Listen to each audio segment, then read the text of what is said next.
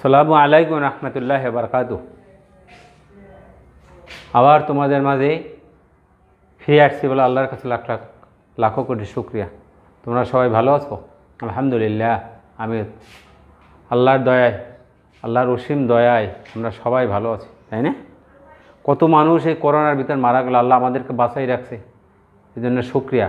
এবং বেশি বেশি আল্লাহর ইবাদত আমরা করব, আল্লাহর কাছে বেশি বেশি নামাজ পড়ে দোয়া করব। আচ্ছা, যাই হোক, এখন আমি তোমাদের সেই যে গত ক্লাসে যে ভেক্টরের নিয়ম দিয়েছিলাম, আজকের ভেক্টরের অন্য নিয়মের অঙ্ক করবো আমরা। তোমরা ভালো করে বুঝে নাও। আমার কি দেওয়া আছে দেখো, দুইটি ভেক্টর দেওয়া থাকবে, এ আর বি। আমি এখানে দিছি কি, vector A equal to 3i minus J plus 3k এবং ভেক্টর বি সমান i minus 4j plus 2k। ফলে এ বরাবর বি এর লম্ব অভিক্ষেপ বের করো, অথবা লম্ব অভিক্ষেপ বের করো। দুই রকম দিতে পারি, খেয়াল করো। এ বরাবর বি এর লম্ব অভিক্ষেপ বের করো, অথবা লম্ব অভিক্ষেপ বের করো।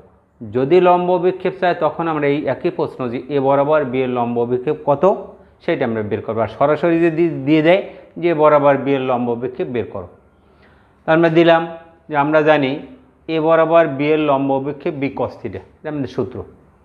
তাহলে সেই এ ডট বি, অর্থাৎ এ ডট বি সমান এ বি কস থিটা, এটা আমরা সাইড চেঞ্জ করলাম সম্পূর্ণ ধরে, যে A dot A B cos theta সমান হচ্ছে এ ডট বি। তাহলে বি কস থিটা আমি বের করবো, বি কস থিটা।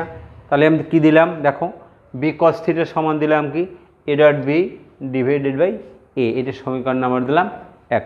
ক্লিয়ার? সবাই বুঝতে পারছো? তুমি সমানে তোমরা সবাই বুঝতে পারছো, তাই না? এখন আমি কী বের করবো, এ ডট বি সে আগের মতন। দেখো আমি ঘুরে ফিরে কিন্তু সে একই নিয়ম আসতেছে, এ ডট বি। তাহলে এ ডট বি এর আমরা মান সেরকম এ এর মান আর বি এর মান বসাইলাম। আমরা সেই অনুসারে আগের নিয়ম অনুসারে আমরা এ ডট বি এর মান বের করলাম। কত আসলো? 13। তোমরা যেগুলো বের করতে নিশ্চয়ই পারো। আমরা সেই 13 পাইলাম। এটা সমীকরণ নাম্বার কত দিলাম? 2।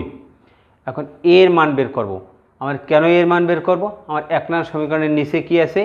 এ আছে। আর এ ডট বি আমি বের করে ফেললাম, তাহলে এর মান বের করব। তাহলে এর মান সেই সূত্র অনুসারে আমি করলাম, √/a x² সেই সূত্র অনুসারে আমি করলাম 3a² plus minus 1a² plus 3a²। আমি নিচে দেওয়া উচিত ছিল, কিন্তু নিচে না দিয়ে আমি সামনে দিচ্ছি, যেহেতু আমার জায়গা কম, বোর্ডের জায়গা কম, সেজন্য আমি দিলাম 3 × 9 আর মাইনাস 1 স্কোয়ার করলে 1 আর 3 স্কোয়ার করলে 9 সমান কত? √19। এটার সমীকরণ নাম্বার কত দিলাম? 3। এখন আমি কি লিখলাম দেখো, 2 নং আর 3 নং। তাই 2 নং এবং 3 নং সমীকরণের মান আমরা 1 নং বসাবো। তাহলে 1 নং বসাইলে আমরা কি আসছে, বি কস থিটা সমান এ ডট বি এর মান আমরা কত পাইছি? 13 পাইছি। আর এ এর মান কত পাইছি? √19। এখন 13 ডিভাইড বাই √19 তোমরা সরাসরি ক্যালকুলেটর দিয়ে করলে আমাদের এই রেজাল্ট আসবে। আমরা এখানে অ্যান্সার লিখতে পারি। আর যদি আমি অ্যান্সার দিলাম, আর যদি আমি এরকম আলাদা আলাদা করে দিই, 13 ডিভাইড বাই √19 এর মান দেবো, পরে ভাগ দেবো, কিন্তু আমাদের অত কিছু দরকার নেই। আমরা সরাসরি ক্যালকুলেটর দিয়ে ভাগ দিয়ে দেবো। 13 ডিভাইড বাই √19 এর মান ভাগ দিলে কত আসে? 2.98। এটা আসে বি কস থিটার মান। তাহলে আমরা কি পাইলাম, যে এ বরাবর বি এর লম্ব অভিক্ষেপ বি কস থিটা। তাহলে আমরা বি কস থিটার মান পাইলাম 2.98। এটা হলো আমাদের অ্যান্সার। ক্লিয়ার? সবাই বুঝতে পারছো সুন্দরভাবে, তাই না? ঠিক একই টাইপের অঙ্ক, যাতে তোমরা ভুলে না যাও, সেই জন্য তোমাদের আর একটা দিছি একই টাইপের অঙ্ক। ভেক্টর এ সমান দিছি 3i minus J plus 3k। আগে যা দিচ্ছি তাই, এবার যা দিলাম তাই। বি বরাবর এর লম্ব অভিক্ষেপ বের করো। আগে দিয়েছিলাম এ বরাবর বি এর লম্ব অভিক্ষেপ কত বের করলাম, এইবার বের করবো বি বরাবর এর লম্ব অভিক্ষেপ। তাহলে আমরা জানি কি, বি বরাবর এর লম্ব অভিক্ষেপ এ কস থিটা। আর আগে দিয়েছিলাম কি দেখো, এ বরাবর বি এর লম্ব অভিক্ষেপ বি কস থিটা। এটা মনে রাখবা, এ বরাবর বি এর লম্ব অভিক্ষেপ হচ্ছে বি কস থিটা, আর বি বরাবর এর লম্ব অভিক্ষেপ হচ্ছে এ কস থিটা। তাহলে আমরা কী দেবো, এ ডট বি সমান এ বি কস থিটা, আগের মতন এ বি কস থিটা সমান এ ডট বি। এইবার বের করবে এই যে এ কস থিটা, তাহলে এ কস থিটা সমান A dot B by B. A dot B divided by B, সমীকরণ নাম্বার কত দিলাম? 1। সেম আগের মতন। তাহলে উপরে এ ডট বি বের করো। এ ডট বি কত আসছিল আগে? 13। একই যখন ভেক্টর এ ভেক্টর বি এর মান যখন একই দিয়ে আমি করাইছি, তোমাদের শিখাইলাম একই দিয়ে, তখন এর মান কত পাইলাম? 13। এটার সমীকরণ নাম্বার কত দিলাম 2। এই জায়গায় বের করছিলাম a এর মান, পাইলাম কত √19, আর এই জায়গায় বের করবো কিসের মান b এর মান, তাহলে b এর মান কত পাইছি √21।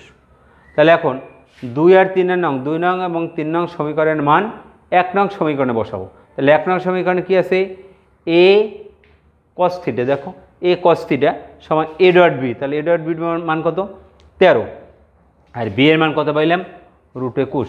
আমরা সরাসরি ক্যালকুলেটর দিয়ে পারবো, সায়েন্টিফিক ক্যালকুলেটর দিয়ে আমরা সরাসরি দেবো 13 ডিভাইড বাই √21, তাহলে কত রেজাল্ট আসবে 2.836। এটা হলো a cos θ এর মান। তাহলে আমি দুইটা জিনিস শিখলাম, a বরাবর b এর লম্ব বিক্ষেপ আর b বরাবর এর লম্ব বিক্ষেপ। এখন এ জায়গায় এরকম হতে পারে যে দুইটা ভেক্টর পি কিউ দিয়ে দিতে পারে, যে পি এর মান এত হতে পারে, কিউ এর মান একটা হতে পারে। তাহলে পি বরাবর কিউ এর লম্ব বিক্ষেপ কত হতে পারে, আর কিউ বরাবর পি এর লম্ব বিক্ষেপ কত হতে পারে, আমরা সেই সিস্টেমে করব। এইটা তোমাদের বুঝতে কার কি সমস্যা, যদি এ বরাবর বি এর লম্ব বিক্ষেপ বোঝো, তাহলে পি বরাবর কিউ এর লম্ব বিক্ষেপ একই সিস্টেম, একই রকম, সব একই রকম, শুধু এ বির জায়গায় পি কিউ, আর কিছুই না, সব একই রকম। ক্লিয়ার? আর সৃজনশীল প্রশ্ন যদি তোমাদের এরকম ভিতরে দিয়ে দেয়, তাহলে কখন কী হবে তোমরা সেটা বুঝতে পারবে, তোমরা বুঝে বুঝে লিখবা, তাহলে তোমাদের তোমাদের খাতায় সুন্দর করে লিখবা, তোমরা ভালো নাম্বার পাবা। ঠিক আছে? দেখো তোমাদের আরেকটা নিয়ম দিচ্ছি, আমি তোমাদের শিখিয়ে দিচ্ছি আরেকটা নিয়ম। 3টে ভেক্টর আছে, 3টে ভেক্টর মান দেওয়া থাকবে, এ একটা ভেক্টর, বি একটা ভেক্টর, সি একটা ভেক্টর। এর মান কি দেওয়া আছে, ভেক্টর এ এর মান আছে 2i plus j minus k। Vector B এর মান কি দেওয়া আছে 3i minus 2j plus 4k, এবং ভেক্টর সি সমান দেওয়া আছে i minus 3j plus 5k। 3টে ভেক্টরের মান দেওয়া আছে, কি বলছে যে দেখা যে ভেক্টর 3টি একই সমতলে অবস্থিত। এটা আমার প্রশ্ন, যে 3টে ভেক্টর যদি 3টে ভেক্টর এ সমান এত, বি সমান এত, সি সমান এত হয়, তখন যে ভেক্টর 3টি একই সমতলে অবস্থিত। তাহলে আমরা একই সমতলে অবস্থিত হওয়ার শর্ত জানি, একটা সূত্র আমরা জানি যে ভেক্টর একই সমতলে অবস্থিত হওয়ার শর্তটা হচ্ছে যদি a dot B cross C, মানে বি ক্রস সি এ ডটের সাথে যদি বি ক্রস সি হয়, তাহলে অর্থাৎ a dot B cross C সমান যদি 0 হয়, তখন বলতে পারবো যে ভেক্টর 3টি একই সমতলে অবস্থিত। কি বলছে আবার দেখো, আমি বলি, তোমরা মন দিয়ে শোনো। ভেক্টর একই সমতলে অবস্থিত হওয়ার শর্ত হচ্ছে যদি a dot B cross C সমান 0 হয়, তখন আমরা বলবো যে ভেক্টর 3টি একই সমতলে অবস্থিত। তাহলে আমাদের প্রথমে কি করতে হবে, বি ক্রস সি এর মান বের করব। তাহলে আমি কি লিখছি দেখো, প্রথমে আমরা বি ক্রস সি লিখছি। বি ক্রস সি আমরা সেই আগের মতন করছি, i যে k, বি এর আমরা সহগ লিখলাম, i এর সহগ, j এর সহগ, k এর সহগ, c এর সহগ লিখলাম। এরপর আমরা ঠিক তোমাদের বারবার একই কথা বলবো না, তোমরা বি ক্রস সি এর মান কেমন করে তোমরা বের করো, আমি সরাসরি করে দিচ্ছি। দেখো i 10 minus 10 plus minus minus plus 12 plus j 4 minus 15 plus k, এটা 3 3 9 মাইনাস 9 সূত্রে minus minus minus plus plus 2। এটা 12 যেহেতু বড়, তাহলে 2i যায়, আর 15 বড় মাইনাস চিহ্ন, সেজন্য আসে মাইনাস 11 j, 9 বড় সেজন্য মাইনাস 7k। এটি কার মান পাইলাম, এটা পেলাম বি ক্রস সি। তাহলে আমি বি ক্রস সি এর মান আমি কি পাইলাম 2i যায় মাইনাস 11 j মাইনাস 7k। তোমাদের সমস্যা আছে বলো, কার কি সমস্যা আছে? কোনো সমস্যা নেই ইনশাআল্লাহ, তাই না? যখন লিখবা আল্লাহর নাম নিয়ে বিসমিল্লাহ বলে শুরু করবা, দেখবা যে আলটিমেটলি তোমাদের মনে আসতেছে, সুন্দর করে তোমরা পারিয়ে যাবে। এরপরে দেখো, এখন আমি লিখছি a dot B cross C. কেন লিখছি a dot B cross C, আমি আগে বলছি যদি a dot B cross C 0 হয়, তাহলে আমি দিলাম a dot B cross C. তাহলে a এর মান কত আছে দেখো 2i যায় plus j minus k, a মান দিলাম 2i যায় প্লাস j মাইনাস k। আর বি ক্রস সি মান কি পেয়েছি 2i যায় মাইনাস 11 j মাইনাস 7, 2i যায় মাইনাস 11 j মাইনাস 7। ঠিক আছে, এখন আমরা সেই সূত্র আমরা প্রসেস সে আমরা লিখলাম, এইটা দিলাম 2 * 2 plus 1 * minus 11 plus minus 1 * minus 7। একই সূত্র, সব একই জিনিস। তোমাদের একটা আমি তোমাদের এটা শেখানোর উদ্দেশ্য হচ্ছে ক্রস, আর তোমরা যদি ক্রস গুণন আর ডট গুণন জানো তাহলে আর তোমাদের কোনো সমস্যা হবে না, তোমরা সুন্দরভাবে করতে পারো। কিন্তু এই দুটি নিয়ম তোমরা সুন্দর করে জেনে নাও। তাহলে দেখো কি আছে, 2 × 4 -11 + 7, তাহলে 7 × 11 -11 কাটলে কত আসে? 0 আসে। তাহলে কিসের মান 0 আসে? a dot b cross c সমান আসে 0। তাহলে a dot b cross c, তিনটে ভেক্টর কি পেয়েছি? 0 পাইছি। তাহলে তিনটে ভেক্টর যদি 0 হয় তখন ভেক্টর তিনটি একই সমতলে অবস্থিত। ঠিক আছে, সবাই বুঝতে পারছো? আলহামদুলিল্লাহ, সবাই বুঝতে পারো, শুকরিয়া। যাই হোক, আরেকটা নিয়ম দেখাবো। আরেকটা নিয়ম দেখাই, যদি তোমাদের কষ্ট হয় বুঝে, তোমাদের অনেকক্ষণ তোমরা বসে রয়েছো, অনেকক্ষণ তোমরা জিনিসগুলো দেখতেছো, উপলব্ধি করতেছো, সুতরাং তোমাদের কষ্ট ছাড়া তো মানুষ জীবনে কিছু করতে পারে না। তোমাদের কষ্ট আরো বেশি কষ্ট করতে হবে, যত বেশি কষ্ট করবা ততই জীবনে উপর উঠতে পারবা। যাই হোক, আমরা আরেকটা অঙ্ক দিচ্ছি, দেখো। এটা আবার আমরা দিচ্ছিলাম যে দুইটি ভেক্টর দেওয়া আছে, a এর মান আর b এর মান কখন পরস্পর লম্ব দিছিলাম। এবার আমি দিচ্ছি যে যদি ভেক্টর a এত, ভেক্টর a সমান i - 2j + 5k, এবং ভেক্টর b সমান 2i - 4j + 6k হয়, তবে দেখা হয় যে ওরা পরস্পর সমান্তরাল। এর আগের বারে দিছিলাম পরস্পর কখন লম্ব হয়, এবার দিলাম কি পরস্পর কখন সমান্তরাল হয়। আমরা কি জানি? আমরা জানি যে দুইটি ভেক্টর ক্রস গুণন 0 হয়। আগে যখন লম্বের বেলায় ডট গুণন যদি 0 হইতো তখন ছিল পরস্পর লম্ব, আর এইবার হচ্ছে সমান্তরাল যখন হবে, যদি ক্রস গুণন 0 হয়, দুইটি ভেক্টরের ক্রস গুণন যখন 0 হইবে তখন পরস্পর সমান্তরাল। তাহলে আমি তোমাদের ক্রস গুণন শিখেছি, তাহলে লেখো তোমরা a ক্রস b, সেই সহগ লেখো, i যে কি a সহগ লেখো, a i শুধু i, যে শুধু যে সহগগুলো তোমরা সেম একই রকম জিনিস তোমরা লিখে ফেলা।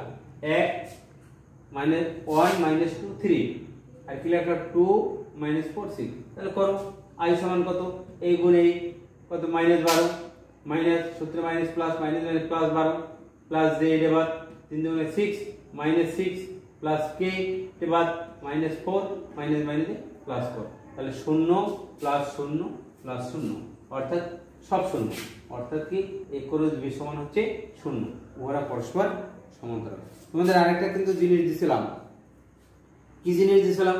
আমি এর আগে দিছিলাম যে দুইটা ভেক্টর a সমান এত b সমান এত, এই জায়গায় হয়তো ai দিছিলাম যে কখন a এর মান কত হলে পরস্পর লম্ব হবে। এখন যদি দেই যে a এর মান যদি এখানে আমরা দিয়ে দেই a এর মান কত হলে ওরা পরস্পর সমান্তরাল হবে। যা কিনা তোমাদের পরবর্তী ক্লাসে আমি দেখাবো যে কখন সমান্তরাল, কখন পরস্পর সমান্তরাল। তোমাদের একটু টাচ দিয়ে দিলাম, তোমরা যদি পারো একটু বইয়ের সহযোগিতা নিবা, নিলে তোমরা বুঝতে পারো। যে তোমাদের অনেক শিখেলাম, আজকের এই পর্যন্তই শেষ। এরপর ইনশাআল্লাহ আল্লাহ আমাদের সবাইকে বাঁচায় রাখো। আবার পরবর্তী ক্লাসে তোমাদের সাথে সবার দেখা, আমার দেখা, এই দোয়া রেখে আজকের ক্লাস আপাতত এখানেই শেষ করলাম। আল্লাহ হাফেজ, তোমরা সবাই ভালো থাকো, আমার জন্য তোমরা দোয়া করবা, আমি তোমাদের সবার জন্য দোয়া করি। আসসালামু আলাইকুম রহমতুল্লাহ।